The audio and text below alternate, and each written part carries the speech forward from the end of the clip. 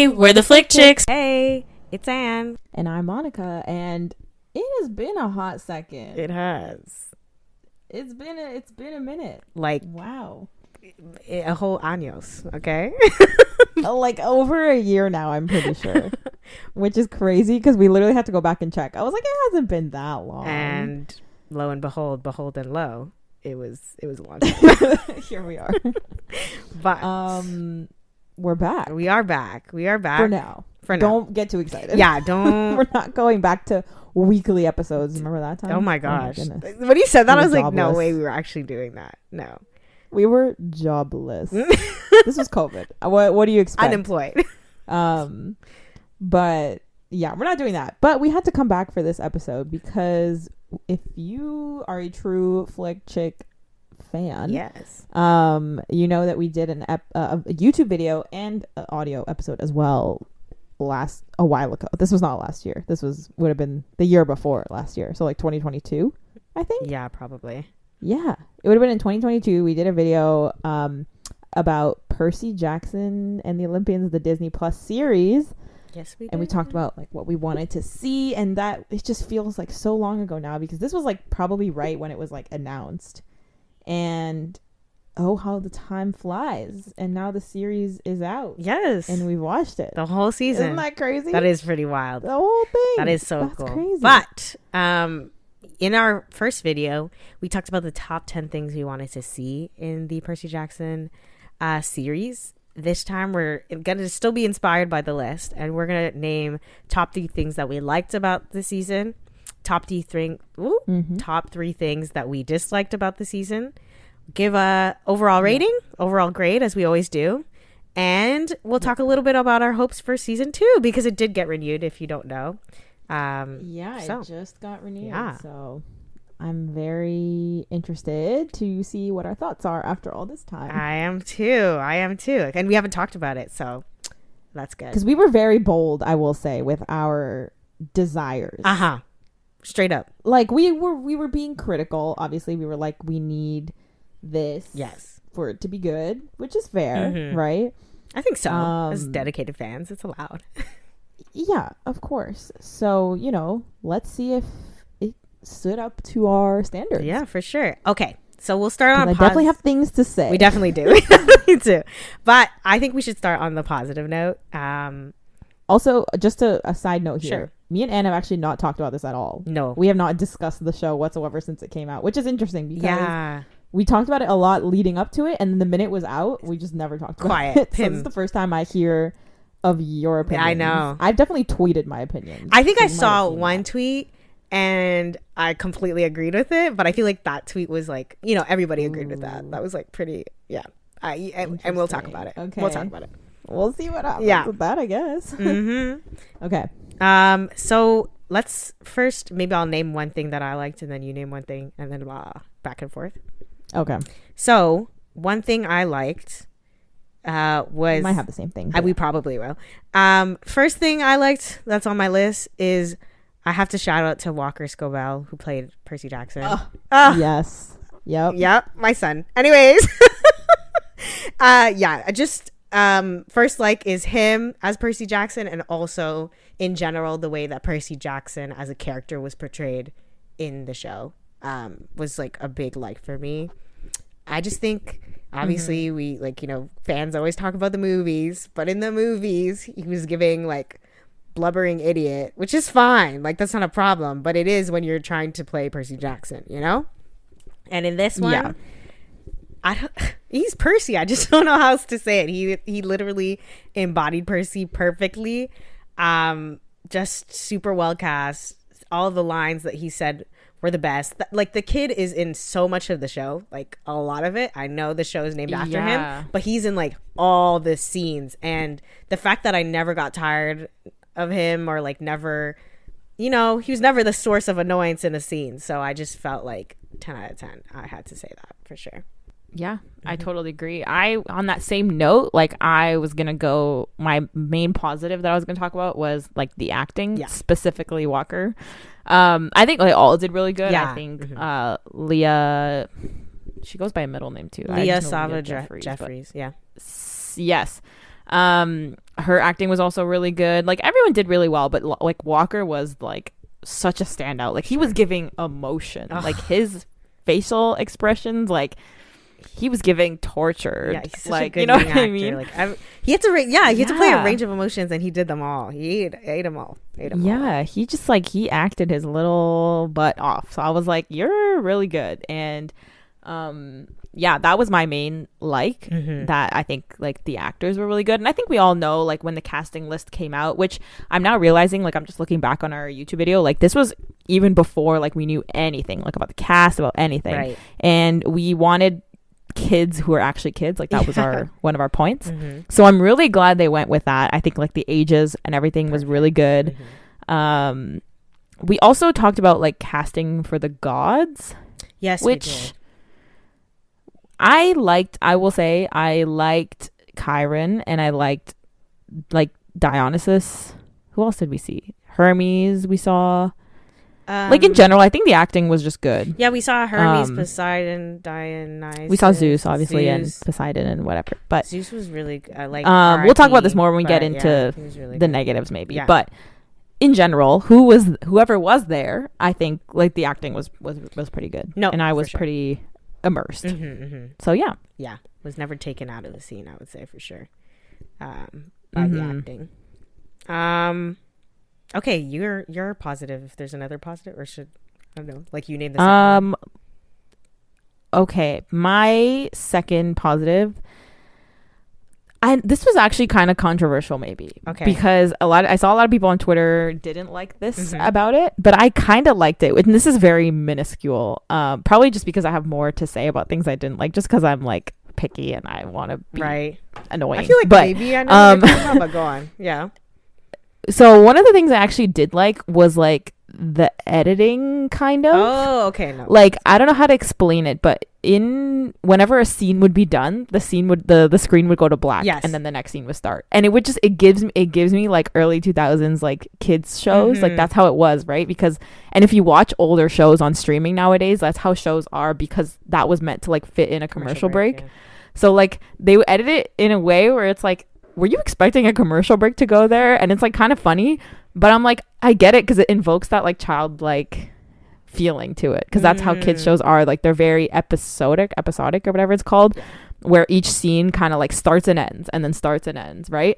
So I actually kind of like I liked that choice, because I feel like it gave me like that childlike, like I was watching like a nostalgic show, even though it's a new show, if that makes sense. Yeah, it was giving very Disney. Like it did make me feel like I was watching something on Disney Channel, like, which I think makes sense for the kids' nature of it. So this is very minuscule, but I did like it, and I saw people talking about how they didn't like it, and I'm like, no, I think it was an artistic choice, and I appreciate it. Yeah, I think I heard that the actual reason is because ads are actually coming to Disney Plus, so like for some that tiers, also makes sense. Yeah, I heard some tiers, like you know how they're gonna do levels, so that's what I heard. But I also think your theory probably matches a little bit more, because I feel like there's a lot of shows that have come out that aren't doing that. So to me, that gives more of an artistic choice, like a scene change, versus like I don't know. I think it could be a little bit. ¿Por qué no los dos? A little bit of both. Yeah, for sure. Yeah.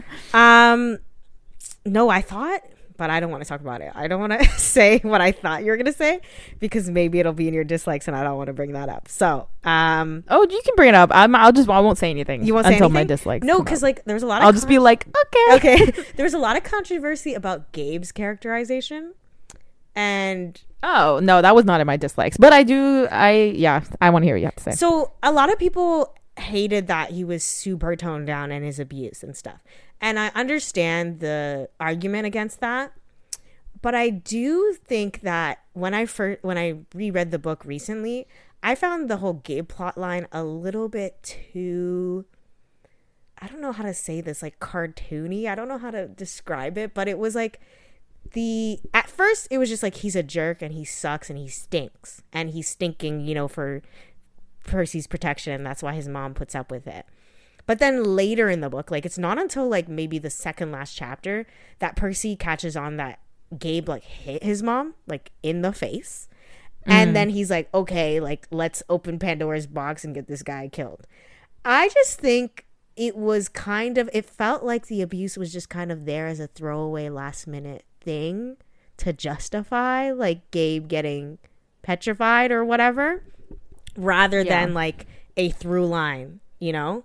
Because I'm like, I don't know, it just gave like a little bit like, oh, I'm trying to rescue my mom, and like we needed to up the stakes a little bit even more for her to need to be rescued, rather than like, you know, her deciding, okay, I don't need to be with Gabe anymore because I don't need the stank anymore, you know? I don't know, I actually didn't feel like that was well developed in the book. I know book fans are probably not going to agree with me, but I didn't think it was well established in the book. I don't think there were enough like hints, so I did prefer that they toned him down in the show, because I also think that plot line would have been kind of ridiculous to bring in on the 8th episode. Like, I just don't think that would have worked out well. I will say, yeah, like I think it's because maybe the show, I think this is not necessarily in my likes or dislikes, this is just an observation, but the show did have a little bit of a more serious tone, I think, than the books did. Like there was comic relief here and there, but it was definitely less lighthearted.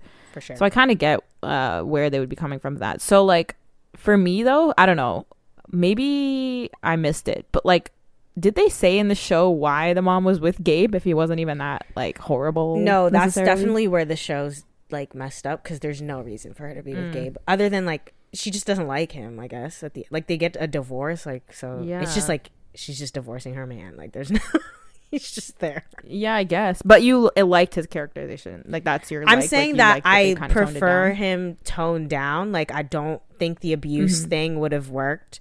But I do think I get what people are saying. I do definitely get when they say his character's use has been eliminated. That's true. That's for sure. Yeah, that is a fair criticism. Sure. Like I definitely like. I think it could have been the exact same show if he wasn't in there. Yeah, for sure. That's definitely a fair thing.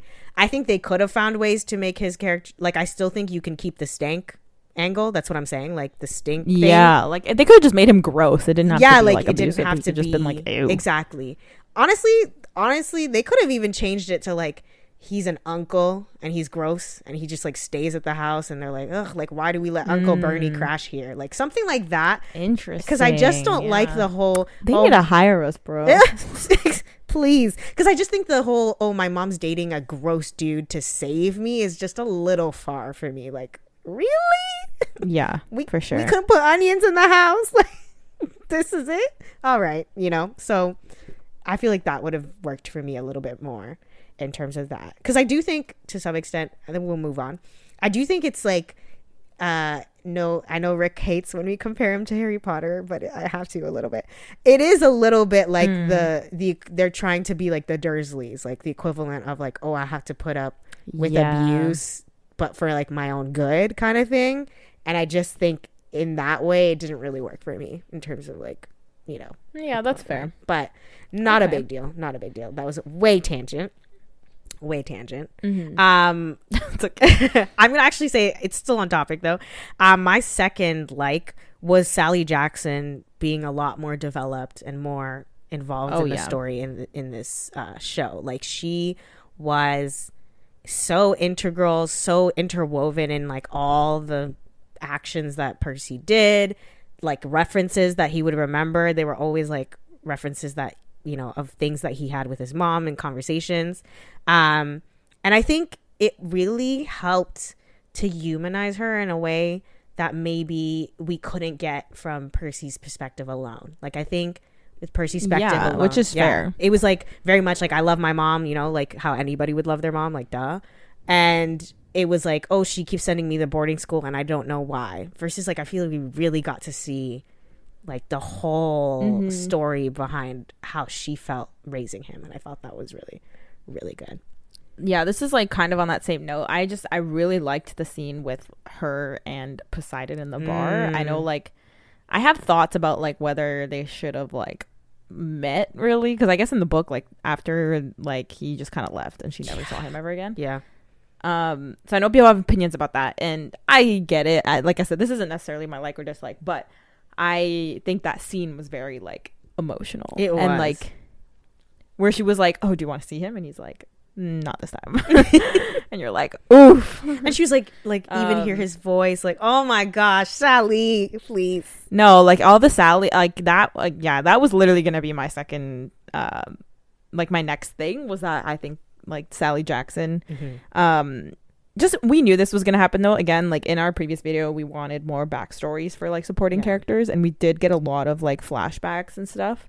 For sure. So I do like that we got more Sally Jackson and like just her relationship with Percy and like kind of like the pain she had to go through to like raise him and keep him safe and like I think of that scene where she's trying to teach Percy how to swim and she's like just getting so frustrated and she's like, you need to know this, like you're gonna need to know this. So like, and the whole thing where like she kept telling him like you just breathe or whatever, and he was like doing that. It was really cute. And like when he said hold fast mom, like I was like that's the one. I can't. Don't do this to me. I just felt like they did so many good callbacks with his mom, and like that was like 100% probably the most developed arc relationship, like all of it. That was probably one of the more developed, well fleshed out aspects of the show, for sure. I agree. Okay, that was kind of like my next one as well, like the backstories and stuff like that. But I think I will say like I guess the next thing that I liked, see, like I'm getting so like caught up with like the things that I don't like, because if I really talk about things that I don't like, it like bleeds into all the other stuff. So it's like I could say, oh, I like this, but then when I talk about things I didn't like, it'll probably sound like I didn't actually like that. You know what I mean? So I think I will say, I'll just put it this way. The overall adaptation, I think was good. Right. Yeah, like we hit. Okay, no, I'll say this. No, let me take that back. What I liked about the show is that we got to see scenes from the book that were left out of the movie, and it was like a little bit closer to the actual, like the camp Half-Blood, like it was actually kids like in the camp, the bathroom scene, like stuff like that, like things that we didn't have time for in the movie. So it was nice to see on like a larger scale where we could get more of those scenes that we didn't get to see. For sure. Yeah, I'll put it that way. That's I don't say more because then I'm gonna contradict myself. Totally later. fair though, but I think I get what you're saying. Like I think there's just some scenes that we saw that we would never have been able to see otherwise. So I get, like, that's basically and things that they just completely changed in the movie, right? So for sure. So like this is actually we can say this is like actually an adaptation of the book. The other one seemed like an adaptation of the concept. You know? So yes, I will say it that way because then that makes more sense of what I'm going to say later. Right. I liked the fact this was an adaptation of the book. Not saying anything else, just I like the fact that it was an adaptation versus the movie. I felt like it was more like based on or like inspired by. Yeah, very much. Right? That. Yeah. This felt more like an adaptation, and I will expand more on what I mean later. Because I'm just saying it was an adaptation. Yes. That's it. It was. It was an adaptation. That's what I liked. It was. It happened. I feel like my last we basically talked about, which was kids being kids. I think that was obviously they are children, but there were also aspects in the show that show that they were children. Like they didn't shy away from it. Specifically, the scene where they had to drive Hermes' car, like that made me go like, okay, this is like a kids show. Kids limitations. Like I think a lot of people, especially nowadays, you know how high school is like the default age for any show. I think this showed the fun that you can have with middle grade age. Like, you know, they can do a lot, but there's still a lot of limitations. So something simple as, you know, driving out of a parking lot is like a nightmare to them. And I think that makes for really interesting obstacles and tension. Again, like a little bit of that will be contradicted in the next section, but pretty much like they were limited by the fact that they were children, and I think that like worked well in the show. Yeah. Okay, let's get into the juicy meat because I think this is I definitely have more to say. Yeah, I think you should start. I think it's easier to talk about what you didn't like than what you did. For sure. Like. Unless like something was amazing, I feel like it's hard to really just talk about things that you like. When it's just like I agree. Good. You don't really have to explain yourself that much. It's just like it's good. Yeah. Okay, you go ahead. Yeah, you start. I will say I know we're trying to do like 3 things each. I have like one big one. Sure. I'm sure it'll kind encompass like it all kind of is like the same thing. So I don't know if you want me to go through that or if you want. Do you want? Okay, maybe first, I'll go if you don't have the 3, and then you can like piggyback hop on if one of them is like. I'll do that. Okay, I think I'll do that because we might have similar ones for sure. We'll I think for sure, based off your tweet, one of them we're gonna hit on the same thing. Yeah, I just have one. Big one. So I have. This is kind of cheating because I technically put like 3 things in one. But I said lack of tension or suspense or urgency. Like all of those. Yep. They were allergic to in the show. You know what? I might have 3 separate ones. It's all the same thing, but I can say it in 3 separate ways. Because I think I have 3 reasons for why this is the case. Mm-hmm. Like there's basically like, yes, my main overarching thing was the lack of urgency, of stakes, of excitement. And I think there's 3 main culprits for that. So I think I can talk about those later. Ooh, but yeah, slay. go ahead. I'm excited for that because I think I know like exposition is the word of the day when it comes to the show. So we can talk about that too. But just lack of. I'll speak to the lack of urgency the most and stakes. Those 2, I think that's kind of like what is there. The lack of urgency, they passed the deadline in the show, which was not a thing in the books. Mm-hmm. And I thought that was going to be interesting. Like, I was like actually excited. I think a lot of people were like, no. And I was like, no, this is great. Like, show failure. I love when characters fail. I think it's so interesting because usually the consequences are much bigger. The stakes are higher. And the entire show, I was, bogged down by the fact that like, I don't feel like these kids are saving the world. That was the really like the big thing that was at the back of my mind. Like I was like, they keep talking about this war, but what does that mean? Like, what does a war with the gods mean? I, as a book reader, know what it means, but someone watching the show would have no idea what you mean by a war with the gods. Like, does that mean that they're fighting in Olympus and then everybody can carry on as normal? Because for all we know, that's the case, And they did like drop that, like World War II happened last time, but does that like, that's not clear to the audience that that's literally correlated. Like causation does not equal whatever. Mm-hmm. Correlation does not equal causation. So I was like, we're not getting this time of urgent, like we're not getting a sense of urgency. Like we don't see the clock ticking. We don't see people being affected by things already. So that was really missing. And I thought when they missed the deadline, I was like, oh my gosh, great. Because I thought that the world would start to end. I thought there would be like hurricanes starting. I thought there would be like, natural disasters everywhere. I thought the news would be like, oh my gosh. And I was like, this is good because we had no urgency this whole time. So maybe that's where they're going to like deliver. What did the fact that they didn't make the deadline matter? What difference did it make? It didn't. It literally didn't even matter. They could have strolled in a week later and then would have done the exact same thing that happened later in the show. So that was just like, I don't know why. Like it was just so weird. I don't know. But yeah, that was a big dislike for me. Yeah. Yeah. I think I'll just talk about my main issue for sure, maybe, and then if you have anything, jump on in. But so I had like 3 main issues that I can like point to, and they all kind of lead into the same thing. But I had issues, and what I was saying before was like, oh, I liked the fact that it was an adaptation of the book, because yes, it was an adaptation of the book, and it felt more like an adaptation of the book than the movie did. And I'm comparing this to the movie a lot because again, like we're talking about adaptation here, right? Sure. Although, do I think it was a good adaptation of the books? Not really, in my opinion. Yeah. Is this bold of me to say? But yes. Do I like the fact that it was an attempt at an adaptation of the book? Of course, because it was nice to see all those scenes. Do I think they did it well?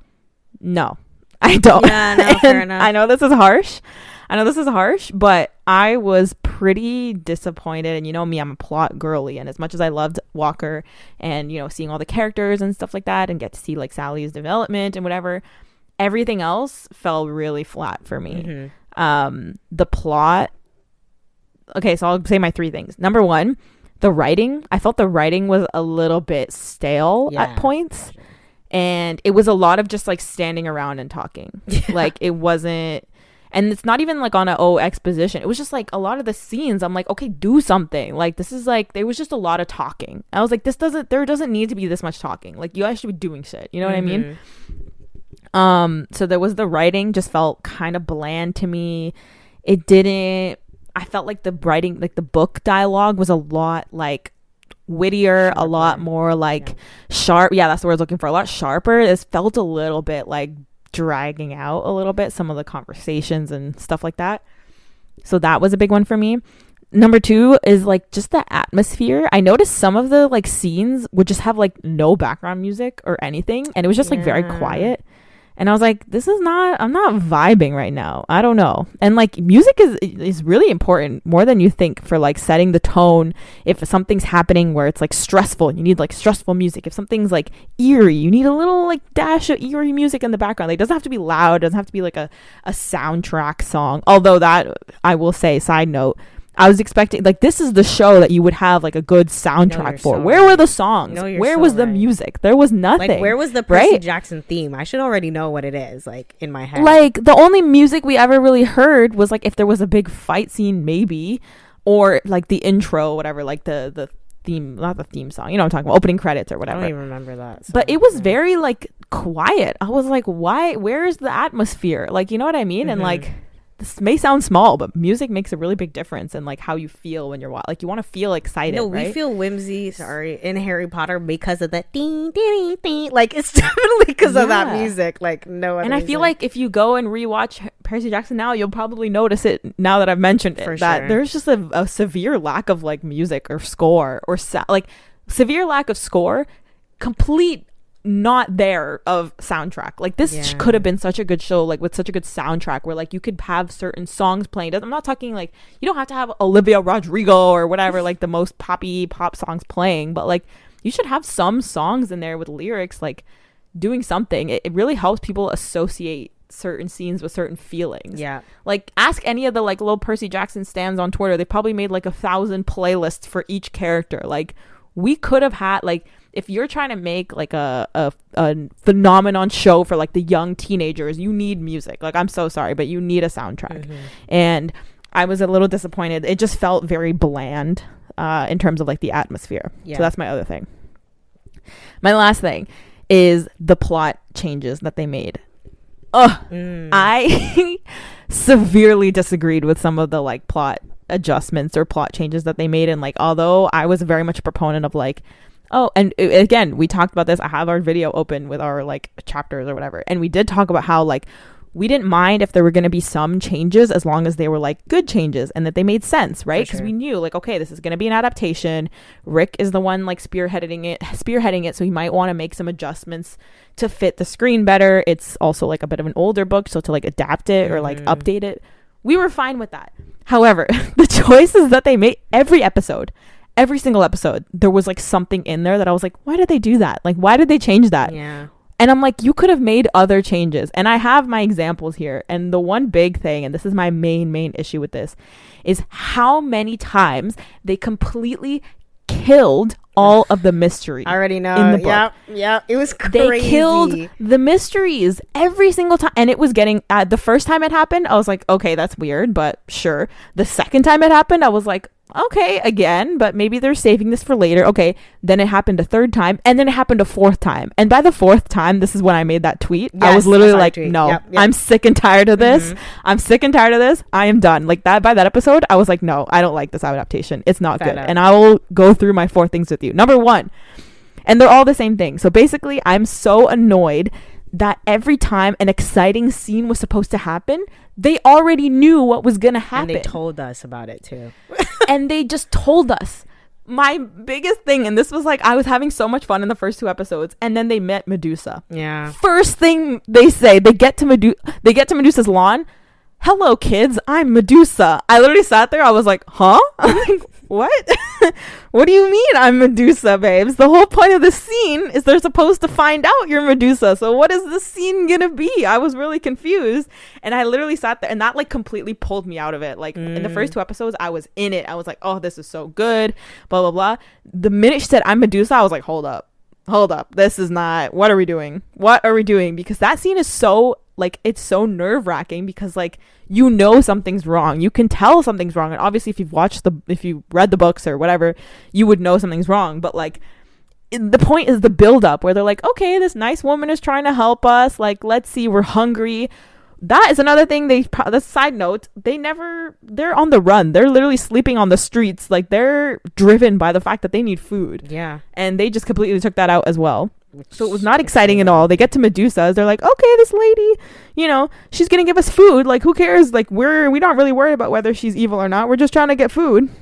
And then oopsies, it's Medusa, right? And they deduce this after she like talks, but no, they just completely removed it. They're like, hello, I'm Medusa. And they're like, well, let's go in anyways. Like, no, they wouldn't do that. Like, why would they do that? And it's like, you know what's disappointing about it is like everything they did in that episode could have still been done, but with the suspense / mystery. Like, exactly. The fact that she had her hat covering her eyes was perfect for them not suspecting. Because I do think, what is it, in the movie, she has like sunglasses on. So I feel like that's a little dumb. Like, that's not as like eerie. Yeah. But I was like, her costuming was perfect for like, yes, I'm gonna come eat at your dinner table, like because she looks like a nice little lady. I would also come eat at her dinner table. And then she could have easily told the story of the tragedy without saying it was her. Like, she could have been like, oh, like, are you kids interested in Greek mythology? Like, easily she could have just like slipped that in and been like, yeah, I feel like you know, there are like, the gods are pretty unfair with people, like something just super, you know, vague. And then I was so disappointed with that scene. Yeah I was so excited. I was like, I saw the little preview that they did where they're like, Medusa's coming. I was like, oh my god, it's gonna be so exciting. They're gonna go into her house and it's gonna be like, it's Medusa. Nope. It was just so, not only was it not suspenseful, it was also a very boring scene. Like that whole part where they're at Medusa, I was bored. I was like, okay, like what are we doing here? And then they ended up having to cut off her head anyways. I'm like, but you're the one who went into her house knowing it was Medusa. What did you think she was gonna do? Like, you know what I mean? It just didn't make sense to me. And then the second time this happens, this one was a little bit different, not as clear as the other ones, but with the like the train, like the Chimera or whatever at the St. Louis Arch or whatever, like when, you know, they were on the train, first of all, like that one, they didn't realize she was a monster a little bit until like a bit later, but like it was kind of already showing you like, yeah, there's a monster on this train. Yeah. And I was like, okay, I'll push back on that one. I actually like that one because she like, I don't mind if we know. I just like that they didn't know. But maybe it's because they knew all the other ones, so I was like actually happy that they didn't. Like because that's build fair. The suspense a little bit with the whole zipper and stuff. Like I was like, cool. And I thought her speech was good. I don't know. Maybe I have a bias. I did like that one. But I get what you're saying. This one wasn't as bad as the other ones, I will say. But I mean, the thing that I liked about the books is like it puts you in the suspense with them. Right. So it's like the audience doesn't know that there's a monster here, and neither does the kids because you're seeing this through Percy's point of view, right? So I'm like, you just took out my suspense now as well, because I'm like, okay, now I'm waiting. Okay, they're gonna realize that's fair. Monster, whatever. No, that's definitely fair. So there's that. Next one. I'm gonna say the last one first because I'm gonna say the next one is gonna be too long. Okay, I'm gonna skip to the last one, the fourth one, and this is like the in one of the last episodes where I was like, nah, I'm done. And the one that made me say I'm done was the waterbed. When he went into the waterbed shop, I was like, are you joking me? He literally just walks. They just killed that whole scene. They killed it. I'm like, you should have just removed that scene if you were gonna like butcher it like that.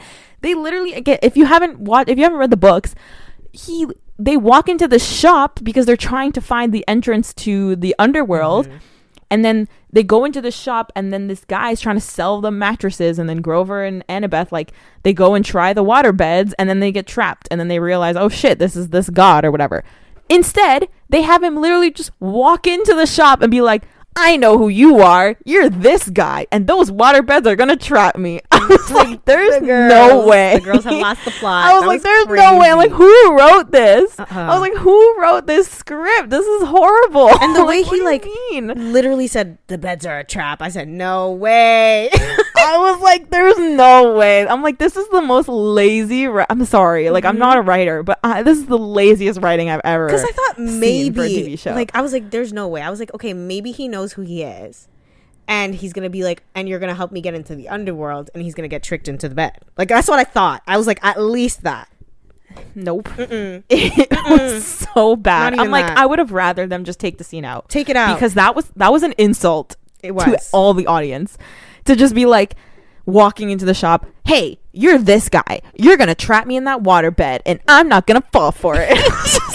Okay. And I was like, oh, is he gonna do something else then? Because I really was trying to see like, where is this going? No, and then he didn't even, it was literally the same thing. They just took out everything that was important about that scene. I was like, nope, that was the worst one. And then I made that tweet. The most egregious. So that was the worst one. And then I'm gonna pull back a little because this one's the most important one and the one that I'm the most disappointed about. And it's probably is the Lotus Hotel scene. That was, I literally have episode 6 in general / casino scene as my dislike. Because Yep. I was so disappointed because again, what did they do?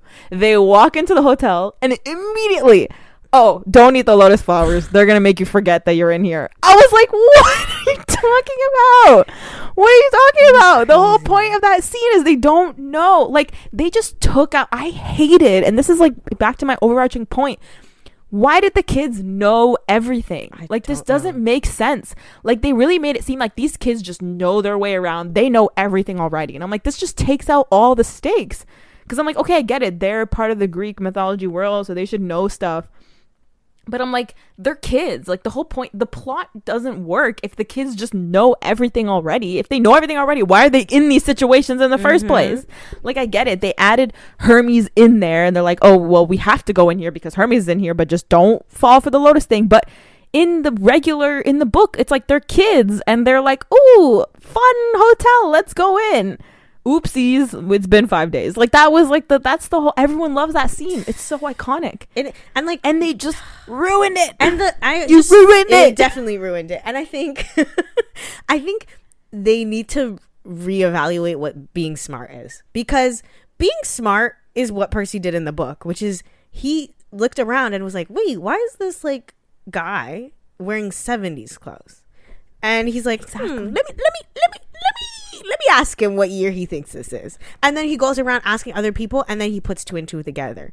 The casino scene we talked about, I actually think, this is rude, the movie did it better. Okay. Even though this is this is a popular opinion. The Lotus scene in the movie was so much better. And I thought the biggest criticism I had for the Lotus scene was that his dad was the one who went, Percy, get out of the lotus. Like, I was like, why? Like, have him put to, because that's the issue I had with Percy in that movie, was that he was just a blubbering idiot and he just got lucky a lot of the times. Like, that's really the vibe that he was on. Versus in this one, I was like, okay, in the show, I was like, they're finally gonna follow the book of like Percy being the one to put 2 and 2 together and be like, wait a minute, why are all these people, and then like get them out. Because I'm like, that's a good like character development too for him, because he's like not usually the one rescuing people, and then now he's able to, like, in a smart way, let's say. And I just wanted to have some fun. Okay, the whole like casino's supposed to be fun. It was not fun. It was not fun at all. It was not fun. I was bored. God, it was horrible. I was like, what are we doing? What are we doing? Like, oh my God. Like, they just had Grover play with like this one VR thing. Like, it just took out all the fun of that movie. They're supposed to be bungee jumping, like slides, playing all these games. Like, Annabeth was supposed to be playing this like lifelike build, like architecture game, basically like Sims. Like, what are we doing? Like, I was so annoyed because I'm like, I felt like the writers think that like, oh, well, these kids are not just regular kids. Like, they're smart, so they have to know everything. And I'm like, that's not what being smart is. Like, being smart is also not knowing things and being able to like put 2 and 2 together and use your like quick thinking to get you out of situations. So that's why I'm harping on the writers, because I feel like they just don't get it. Like, they don't. But the writers, which again, I know Rick Riordan is there, but babes, I'm sorry, you need to go reread your own book, because that was so like insulting. It was. I was like, this is a travesty. No, I feel like I have a little bit of a different theory. I think that, I'm so sorry, I'm gonna have to call it Rick, because I don't know this other writer enough to like say too much. He has kind of a vendetta against the films, and I think in that way 100%. He's pivoted too much. So he was like, the films did this, so I'm gonna do this. And it's like, just because they did a lot of things bad does not mean everything is bad. We do not have to throw away the baby with the bathwater. You wrote the scene in a certain way. That is still true. So why would you take what you did, which was good, and then look at what the film did, which was like, okay, and then make it bad? Like, I just, yeah, I agree. I think he has like a really weird vendetta against the movie, because if you read his blog posts, like before the episode, that Lotus episode came out, he literally made a blog post being like, guys, like, I know you like the movie, it's iconic, but like, we're not doing the same thing, so like, you should be prepared for that. And I was like, oh brother, like, what are you gonna do? And I feel like they just overcorrected. But I'm like, you know that everyone hates the movie. Like, you don't have to prove to us that your adaptation is going to be better than the movies. We know that. But the one scene, literally the one scene, everyone was like, please, like, the movie did this good. You can make it even better if you like actually make it to the plot that it's supposed to be, because the movie scene was good, but obviously there's things that are different about it that like, it obviously fit the movie, didn't fit like the book adaptation. You could have made it even better. You could have made that scene like the scene. And I had so many ideas. I'm like, if it was me, listen, I'm gonna go on a tangent. If it was me, it would be like, it would be a montage of them playing all the games, like being kids. I know exactly what song I would have used, and I know people are like, oh, it should be Poker Face by Lady Gaga. No, that's like, it was of its time. Yeah, of its time. The song that I would use, it was a perfect choice for that movie. But if you want to go for something a little more modern, I would have chosen Hallucinate by Dua Lipa. I think it would have been so funny, because it's a very like party, like it's like a whatever song, but it's also very funny because it's just talking about hallucinate, and it's like, yeah, they're hallucinating literally. Like, yeah. So that's what I would have done. It could have been so fun. And then they would have actually like realized after, like, he would have done the scene where he's like looking around and he's like, something's wrong here, and he actually can put two and two together. But instead, nope, they literally just walk into the lobby and they're like, oops, don't do that. And then they had to like fix it later, because they're like, it seemed like they were like, oh no, they're gonna know that like it's a thing, but then how do we make them fall for it anyways? So we're just gonna, they pump it into the air. I'm like, this was so lazy, like such lazy writing. I was so annoyed. It was just like, okay, whatever. You could have kept that pumped into the air and then also had them have fun. I don't know why that's not. If you didn't want them to have to like eat them because that's like too on the nose or whatever, like sure, right? Whatever. But the way, I don't know, I was very, very, and it's like, annoyed it's clearly that, the Lotus casino scene is clearly a cautionary tale. What cautions did I learn from this episode? Don't talk to Hermes. Exactly. Huh? Like, and again, like, putting Hermes in there was a choice. And I think it could have been good if they had done it properly, but it literally just felt like, okay. Like, now I'm gonna go on a tangent a little bit, because go ahead. I went on a really it's all good, because we're still gonna stick with this episode still. Sorry, episode 6 was a mess. I think episode 6 of like these streaming shows is a little bit cursed, because I tend to hate the 6th episode of a lot of shows. Yeah. So like Bridgerton, I remember that. Oh yeah, both seasons. So like, let me not even talk about it. But anyways, I think my third dislike was the whole show don't tell aspect that the show could not grasp, especially when it came to character backstory. That was the part that actually pissed me off way more. Specifically, the worst case of it was in episode 6 when they were talking to Hermes. Why are you telling me from your mouth? Do you remember when your son came to see you and he said he hated you and he thought that you were the reason his mom died or whatever, went cuckoo, and that he didn't want you in the house and that you were wearing a green sweater, and that I was like, what are we doing? I was like, no way this is actually a scene. No way. And I was like, why are you... Because, okay, spoiler, I don't feel like I should say spoiler alert anyways to this whole thing, because come on now, be for real. Luke is the betrayer. Yeah. Luke is the problem, okay? And you want that to be a mystery. Clearly the show did. Like, they made they didn't want it to be obvious. So I'm like, why are you vomiting out this man's backstory and motive in episode 6? For a multitude of reasons. One, we barely, which was a big dislike for me, I will also say, we didn't spend enough time at camp. There should have been at least 3 episodes at camp. Oh, 100%. You had 8 episodes and you still didn't spend enough time at camp. Like, come on. Because I'm like, you know, even though we talked about this, for example, the Procrustes scene could have been cut. Why? Because you could have spent more time at camp. Like, we didn't need all the, all the detours that happened on the journey. You could have picked a good 4, like top 4, had them happen in the episodes if you were going to give us more time at camp. Why? To develop the characters. Luke, for all people know, is a guy who was in one episode of the show, which is what he was at that time, at least. He was in one episode. He was kind of nice to Percy, and that was about it. So he wasn't even giving nice though. Yeah, he was giving weird from the beginning. Whatever. He was just there.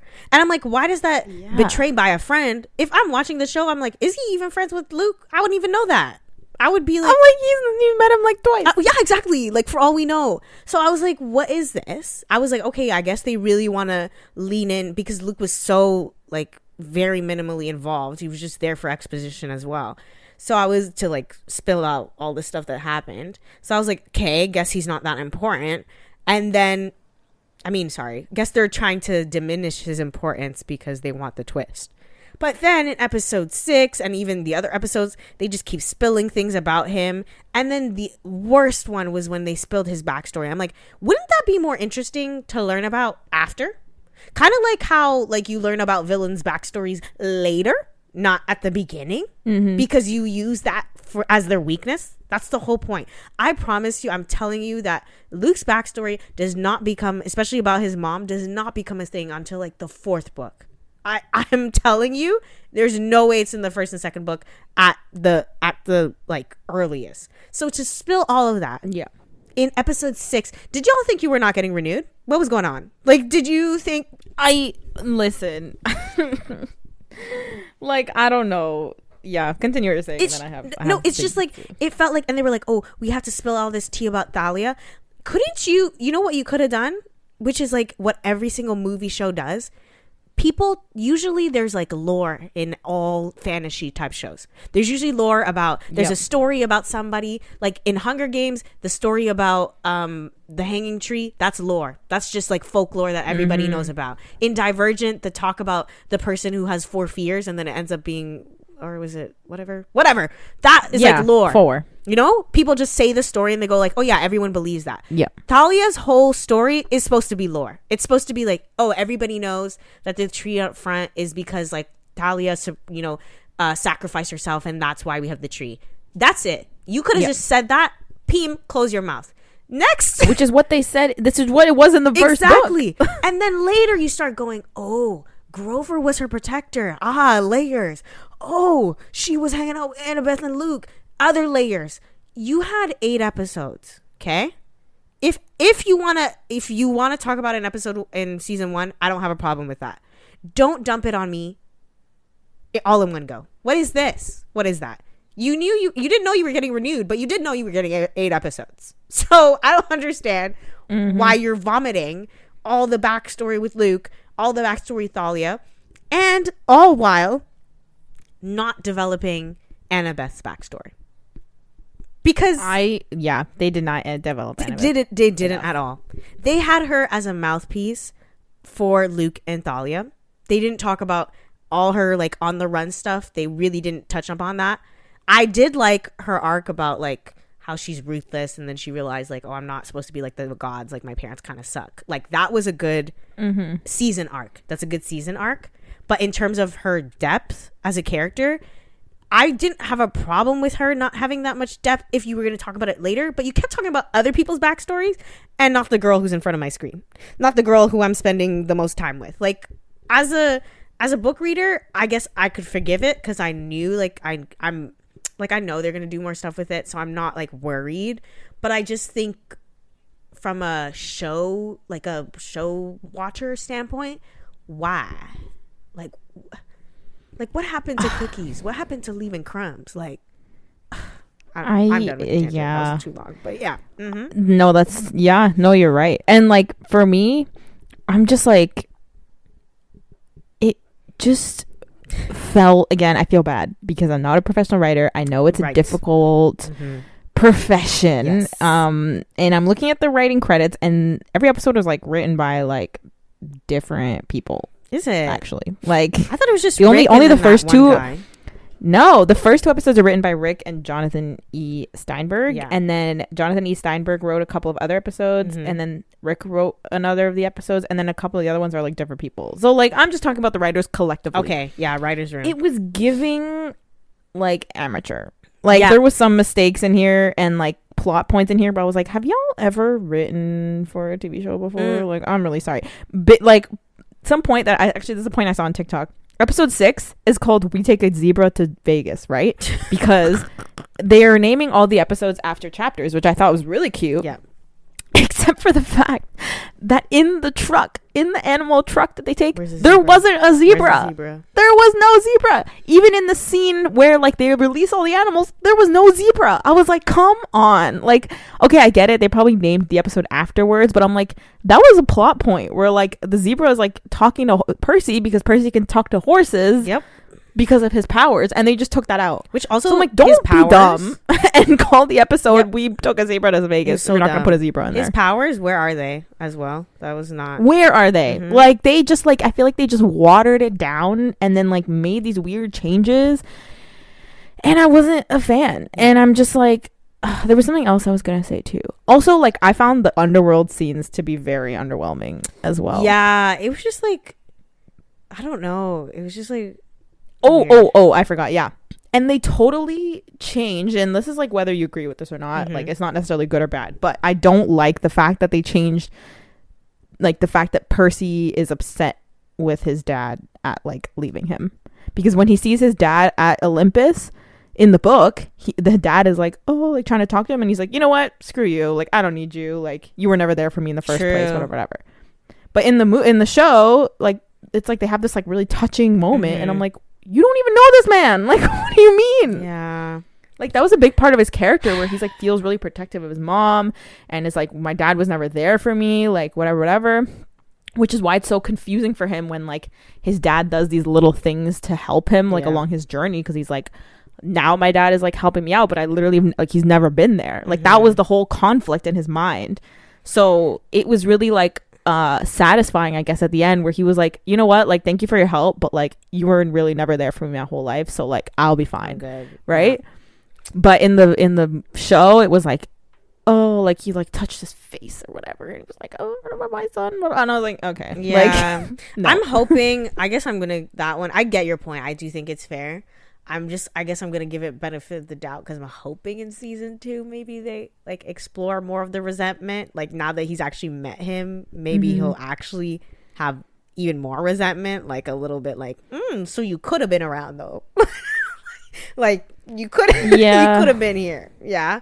But I don't know. I do agree. I do think they had it done well at the beginning of the show. Like he was very much like, my dad, like I don't care to like call him, he's never been around, like who is this person? And I actually think they juxtaposed, I will say that they did juxtapose it well between Annabeth and him, how he's like, my dad's never been around, so I don't count on him, I think he's like a deadbeat, versus Annabeth has like a which is very popular with children who have an absentee parent, to also like pedestalize them and like you know, kind of fill in the gaps that aren't there. And she like idolizes her mom and is blind to the fact that her mom is a flawed and like honestly terrible parent, you know?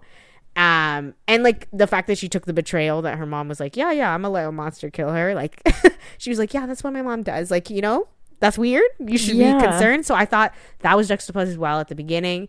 And I do agree with you. It was a weird tonal shift. That's what I'll say. I don't know if I disagree with like the idea that he's cool with his dad, but like I feel like it was like a quite big tonal shift in terms of like his attitude. I do think it was like a little bit like, whoa, okay, I guess. Yeah. You know, I just didn't agree with a lot of the changes being made, and I felt after I watched it, I wouldn't go back and watch it again, which makes me really sad because I've watched other book to movie adaptations or like book to show adaptation. Like, this is a weird comparison to make, but like Shadow and Bone, the TV series, for example, like they made a lot of changes, but those changes at the time, I didn't watch season 2 because I was already pissed off. That's a whole other topic. But even though they made a bunch of changes in season 1, it still made for good TV and it still made for a good adaptation. I didn't feel like I was at baseline. Yeah, it was still a good show, and despite the fact that they changed stuff from the books, like and it's like one of my favorite book series, like I still really liked it, and I remember watching the show like 2 or 3 times because I was like, this is so great, it's really fun to watch, and I know it's different from the book, but it's a good TV show. Yeah. I did not feel like this was that good of a TV show. It just felt like somebody's trying really hard to do a good adaptation of Percy Jackson, and it kind of fell flat. Which makes me really sad because like I was excited. They wanted to just like I felt like someone described it this way. It felt like there was a check mark of the scenes they needed to do, and they were just checking it off. Exactly. Like, it didn't matter that they got the point. It was just like, we're just checking off scenes. Oh, we did this scene. Yeah, we did that scene. We did this scene. We did that. And some of the scenes that they did check off, did you really do it properly? Exactly. No. It's just like, oh, you checked off that Lotus Hotel scene. No, you should not have. Girl, I did not get a Lotus Hotel scene. Keep that unchecked. Yeah. No, it was very much like, and I think that also had to do with the pacing too, like that, or that affected the pacing a lot too, because it's like, we're gonna move away from the scene because we need to do scene number 355 from the book, and it's like, but you don't like. I would, and it's funny. And it's funny because at the same time, it felt, some of the scenes felt so like dragging. I'm like, what are we still doing here? Like, come on, like, let's get a move in. Like, there's a deadline. And like, even when they walk out of the Lotus, like, some of the stuff just felt slow. Like, when they walk out of the Lotus and they realize that they missed the deadline, they're like, oh shit. And then they just start walking really calmly to the car. I'm like, bro, run, do something. Like so why are we sleeping? So I also think, even like, this was a really small thing I noticed, but I think it does add to the pacing. I think the dialogue was very slow, like actually pronounced. Yeah, well, that's kind of like what I mentioned before, like with the writing. Yeah, it wasn't sharp. Where I was like, the writing just felt very like it wasn't as sharp or as witty as the book was. It just felt like so dragged out, and it's like, I get it, emotions, whatever, which is fine, but I'm like, I was getting bored. No, but I was like, okay, we need to do something. I actually think low-key could have been at the same time an editing issue. I know you said you like the editing, that's but like the black thing, but I feel like, okay, I do think it's natural for actors to have lines and pauses, like, especially people forget their lines. That's literally like stuff that happens, but that's kind of the editor's job at that point to me. Like, that's the last barrier to cut things out. Like, especially if someone tells a joke, you need to have a smash cut to people's reactions. That's just normal. Like, a joke is gonna fall flat if you just say it a lot of times, but if you like smash cut to somebody's reaction, like, like, a laugh immediate laugh. That's why people find it so 100%. Funny when people go like that, like, cheesy, but it works, that scene where they go like, oh, I'm not gonna do something, no way, and then smash cut to them doing the singing. Like, that's why that's an editing trick that makes people laugh, because that's how you're works. So right, honestly, because again, like, I think my issues are like very much with like the pre-production, as in like the writing of the script and the storyline, and then like the post-production in terms of like, I talked about the music, the atmosphere. Exactly. Like, now that you bring up the editing, that totally makes sense. Like, I needed to be edited a lot more, like boom boom, but you know what I mean, at some points, like, you can have your emotional moments where the camera's still on someone's face or whatever, but it doesn't hit as well if you do that for all the scenes. Like, you have to be like boom boom, hitting different angles, like quick dialogue, like whatever, and then that makes the emotional scenes hit even harder because it's like such a fast paced, like, whatever story. Yes. So I'm like, it definitely needed, like, it's I feel so bad, and I know this is like a critique, we're here to critique, this is our job, but it was giving amateur hour. I'm so sorry, but I did not watch this and feel like, yes, this was a high production, like, well made. It just felt like, I feel like baby's first show. It felt so discombobulated with, like, I didn't feel like these people were like the best they could get. And that's what I'm saying. Really, like, I also felt bad because I think I saw a lot of comments about like, oh, this scene was so awkward, like, is it the acting? And I'm like, no, like, I really truly believe it's definitely the editing, because it's like, this person delivered the editing, it's the directing, yes, the writing, like the script, everything, and the everything. Yeah, because it's like, because they had a good cast. They did. Like, you could have done so much better. Like, 100%. Even the scene, like, this is so weird, but I think I noticed it, how bad it was, is because I did do an edit video for the show, and I was like, there were scenes where I was like, dang, like, why is there, like, I was literally taking out empty space because I was like, we're getting the same scene. But like, if you watch some of the videos that I edited and you saw like the edit I made, you would think that was the scene, because there was no reason to leave all of that.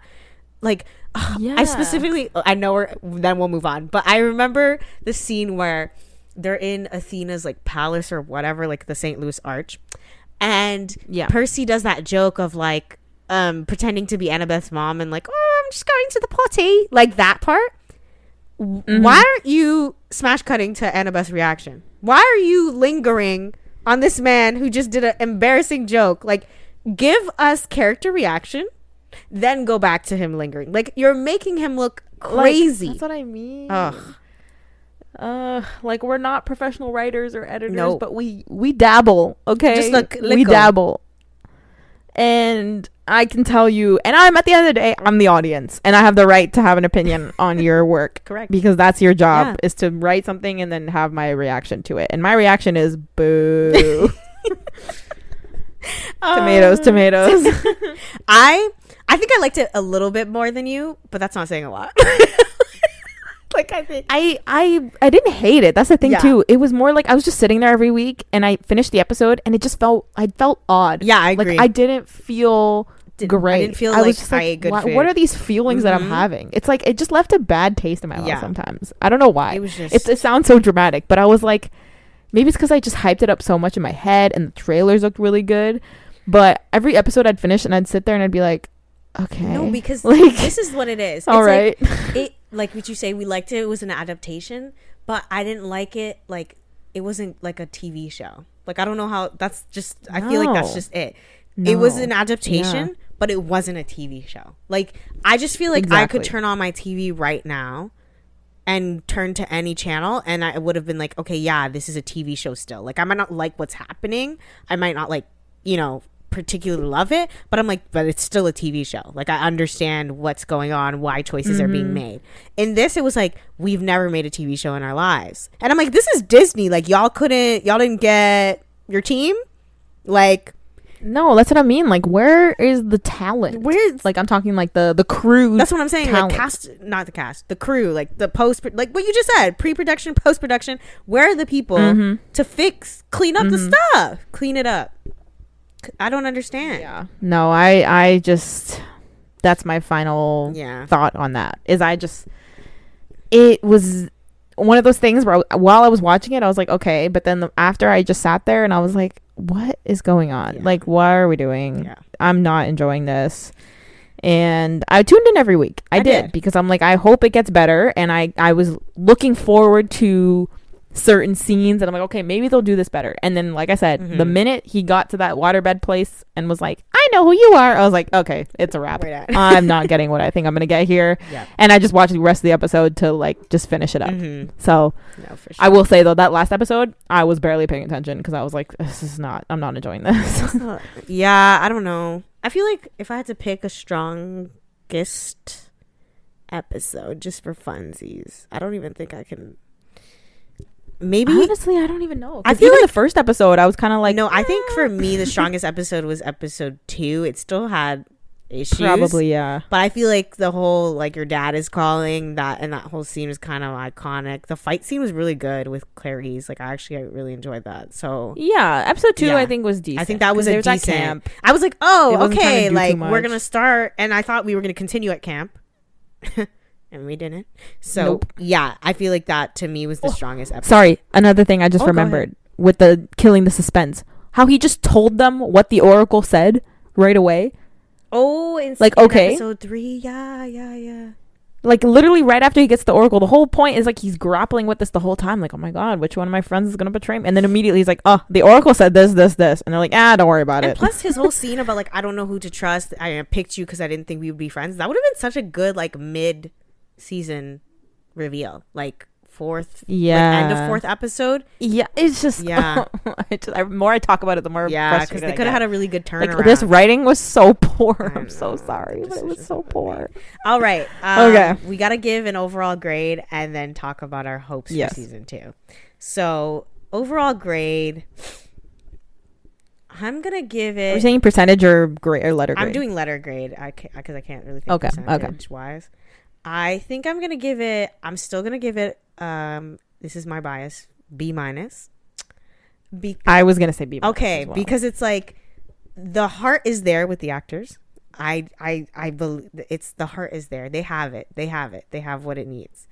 They just have been, in our opinion, supported by poor structure, if you will, like everything else around it. I think the costumes are done well. Like, I honestly, anyone who's not working on like the plot parts or like the editing or like the story stuff did great. They did it really good. So yeah, I think B-. Yeah. I was gonna say like a C plus B minus. Like in percentages, I was thinking like 68. Right, like, that's fair. the number that came to my mind, which is like a C plus technically. It just doesn't feel like a movie that's like in the 70%, because 70% to me is like, yeah, that's good. No, like pretty technically good. it's solid. Could be That's better. what I'm saying. My love for Percy, Yeah, which is fair. For me, yeah. this was like, I'm pretty disappointed. Yeah. So like, it's like I would give it like, I'm gonna say a C plus. That's fair. Yeah. For me. Yep. Because would I watch it again? No. If I feel like I'd get frustrated, and I feel like I wouldn't enjoy it if I watched it again. That's true. I don't like even more think than it I would already be didn't enjoy it. Like because what got me through the season, was like, okay, maybe it'll get better. Like that's literally what got me through every episode. Right, I was like, what's okay, next? I can see what they're trying to do. Let's see what they do next week. Like that's literally it. So now that I know what that show is, I'm not gonna watch it again. Like, why would I do that? It wouldn't be fun. Yeah. So like it doesn't have that rewatch value. I'm giving a C for plus. sure. I agree with you 100%. No, not at all. I'd rather just reread the book. Yeah. Hopes for season 2. Better writers. Jeez. But no. Yeah, I do think it's called let's expand the writer's room. I don't know how to say this without sounding a little bit aggro. Maybe get a girl in there. Maybe a woman.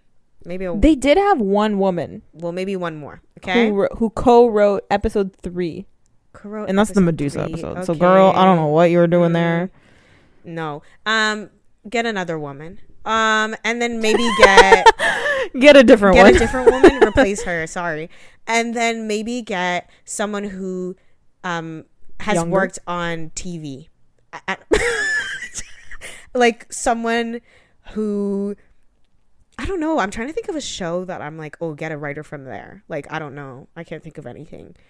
I need a better quality writer. That's what I'm saying. Like, give me, like, I don't even know like who's the problem. I can't tell. You know, it's too. No, too it's obviously there's not really. Honestly, listen. Maybe this is me being annoying. I'm just a hater at heart. Okay. I kind of blame Rick. I'm sorry, but I think Rick. Yeah. I think you need to sit this one out. Okay. I think you could be a script consultant, maybe. Sure, but I'm sure. not seeing. Although he seems very involved, and he seems like he was giving like every decision is coming through me type of thing. So I'm seeing you as the orchestrator here. Right. Okay. Right. I don't know. I feel like, or in my eyes, I'm like, maybe he only wrote like the Percy lines and the Percabeth scenes, because I'm like, that's the only, and like maybe Sally, because I'm like, those, even in the books, those seem to be the things he cared about most, like even in the books. Yeah. So I'm like, I'm looking at the Wikipedia pages of like even like the Jonathan E. Steinberg guy. Right. Like, where is the experience? What I has didn't he know done? we could get hired with such little experience. What has he done? Just these shows that I've literally never heard of before. This show called Jericho. I think it maybe in passing I've heard of it. But why not? It was like co-created with Steven Chbosky or whatever. Human Target, never heard of that. Black Sails, never heard of that. C, that thing with Jason Momoa that was literally like critically panned. He was like a executive producer and writer. Okay. The Old Man, which is also a show, never heard of. That's it.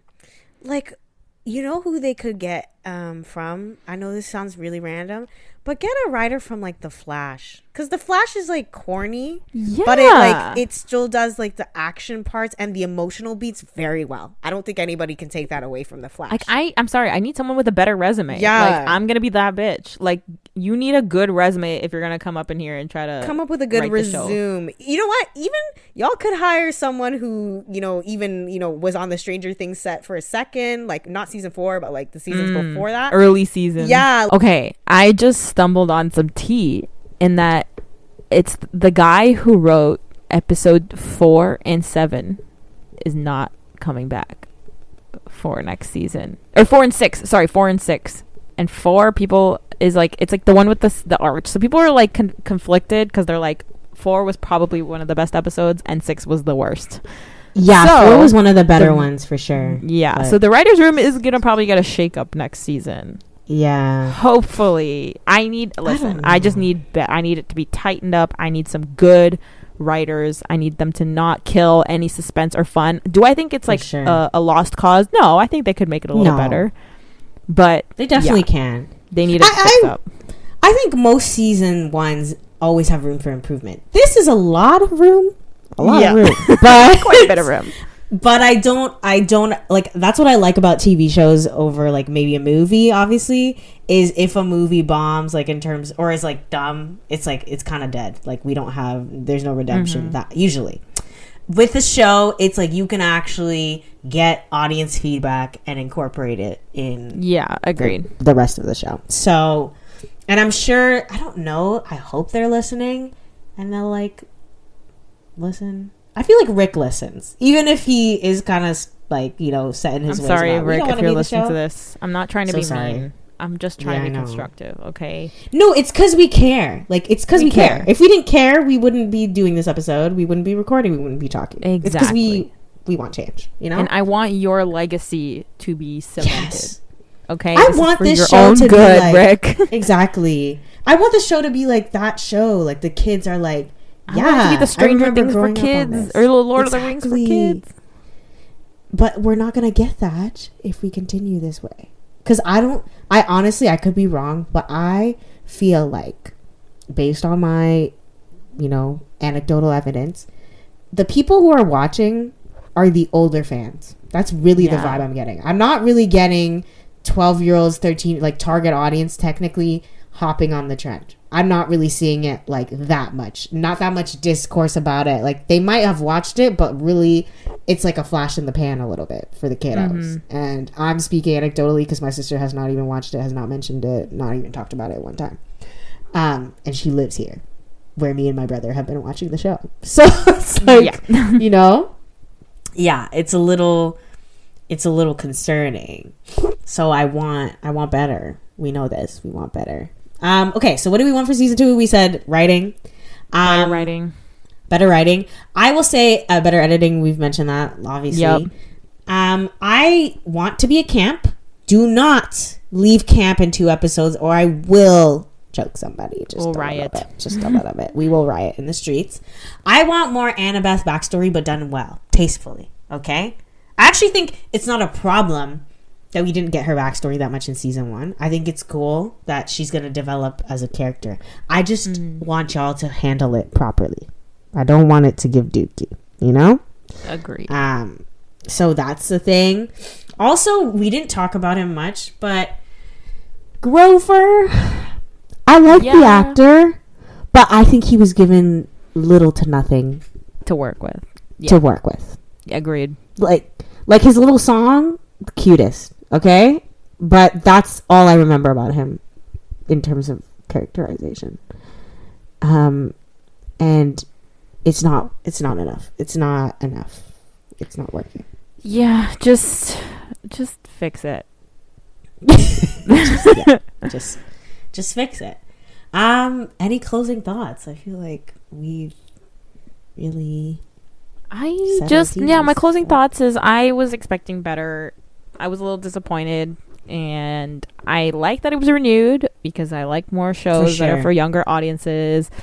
100%. However, if it doesn't get fixed, I'm telling you right now, it's not getting renewed for season 3 because this is exactly what happened with Shadow and Bone, where season 1 was really good. On the flip side, season 1 was really good and well received. They completely messed up season 2. And it got canceled, and I knew it was gonna get canceled. People were surprised. I was like, I don't know how y'all surprised. They literally ruined everything.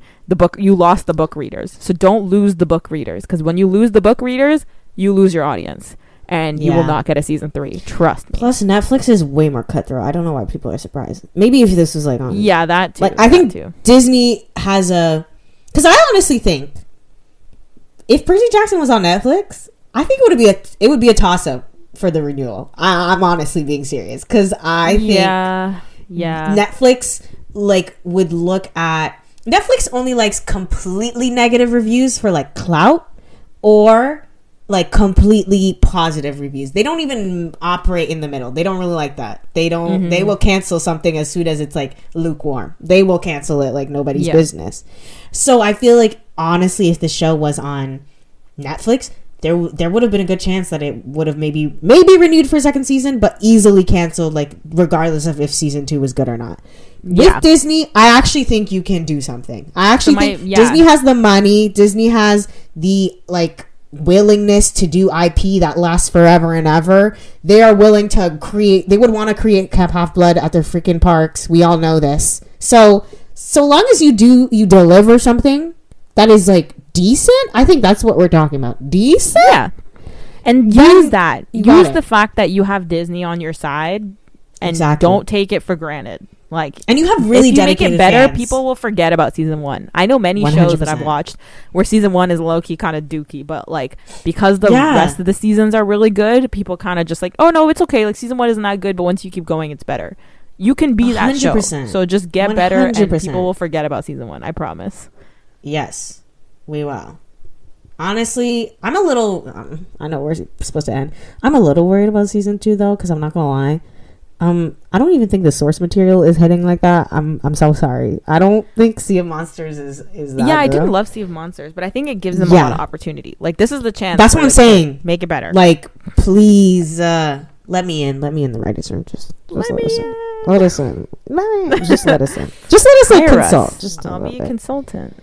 Yeah, I would be a script consultant, like on set. What are my expertise? I just know what's good. I know what hits. That's my expertise. Honestly, hire me as an editor. I don't even care. Like, I would be. I'd be like, cut that, cut it. See, like, I need to get hired as just like, I guess this is technically what the director does, but I just need to be the one being like, just going to random people's job and being like, you're doing that wrong. Fix that.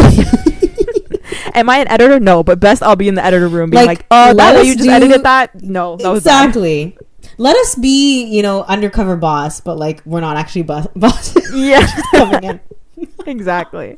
You just need a heckler sometimes. I think you just need a heckler on the scene constantly so that you know what you're doing wrong.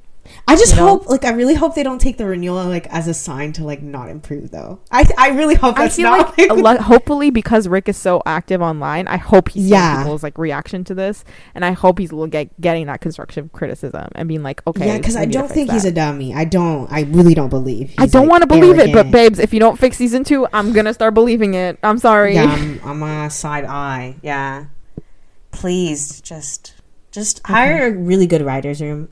Yes. Hire a comedian. I feel like that could be really good. They would be like, this is kind of boring. Next. I feel like they would help. Yeah. You know who you should get? This is really random. Issa Rae. I don't care. Get her. She's so funny. Sure. I feel like she would make things move along. Like, she'd be like, this is kind of boring. Next. Like, I don't know. Yeah, I agree. Know. And that's just because I don't know a lot of writers. So that shows my amateurness. But whatever. Anyways. Okay. Guys, thanks for listening. This was if you enjoyed nice this podcast, come back. I know. If you enjoy this podcast, that's glad. Keep it to yourself. No, I don't mean keep it to yourself. Like, keep it close to your chest and hold on to it, because you're gonna need that while we go on a longer hiatus again. Yeah. So. If you like this podcast, cool. We're probably not gonna make an episode for a while.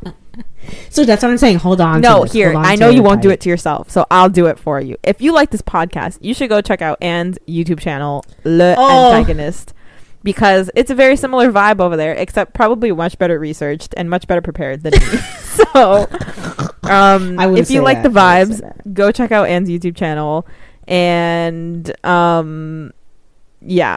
Don't hold your breath for another episode of this for a while. But who knows? You never know. Maybe we're just telling you this to dupe you. Maybe we'll come out with a surprise. Yeah. Who knows? But yeah, if you like this podcast and you haven't listened to any of our other episodes, you should really go listen to those, because we did put a lot of effort into those. So go do that. We have a lot. You can definitely, by the time you listen to all of them, we'll probably come out with a new episode. So exactly. Boom. Let's do a binge watch. Well, thanks for tuning in, everyone. Thank you. And we'll catch you guys in the next one. Who knows when that'll be. Bye. Bye.